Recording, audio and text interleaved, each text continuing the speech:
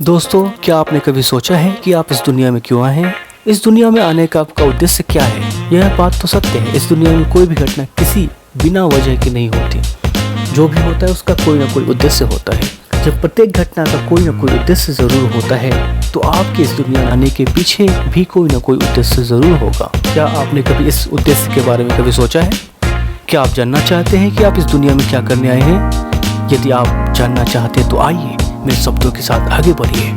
इस दुनिया का प्रत्येक व्यक्ति केवल एक ही उद्देश्य और अधिकार के साथ पैदा होता है, और वो है सफलता प्राप्त करना। जी हाँ, हम सभी इस जगत में सफलता प्राप्त करने ही तो आए हैं। सफलता प्राप्त करना हमारा उद्देश्य है, सफलता प्राप्त करना हमारा अधिकार है, और सफलता प्राप्त करना हमारा कर्तव्य भी है। हम ऐसा क्या करें जिससे हमें सफलता मिल सके?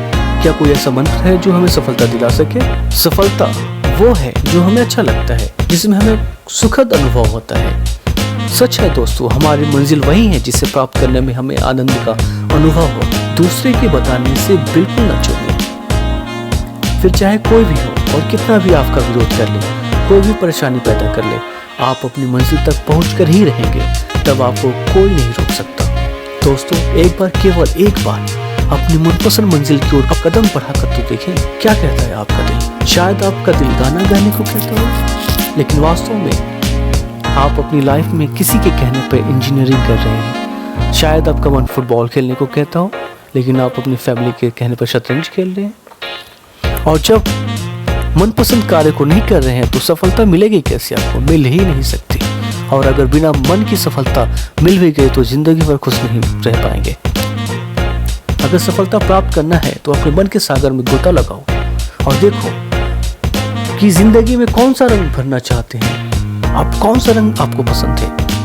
अपनी इच्छा और अपने सपने को अपने मन में के आईने में रखकर देखिए। बिल्कुल साफ नजर आएगा कि आप क्या चाहते हैं। आईना कभी झूठ नहीं बोलता। अपने उद्देश्य को जानो और चल दो अपनी मंजिल की ओर। सफलता आपका इंतजार कर रही है। आपको सफलता प्राप्त करने के लिए समझौता नहीं करना है। दूसरों की इच्छाओं को अपने ऊपर नहीं थोपना है। आपको वह रास्ता चुनना है जो आपकी मनपसंद मंजिल की ओर ले जाए। आपको वहां जाना है जिसके लिए आप इस दुनिया में आए हैं। कमल के पापा कहते हैं कि हमारा बेटा तो बिगड़ गया है, पूरे दिन मोबाइल और लैपटॉप में लगा रहता है।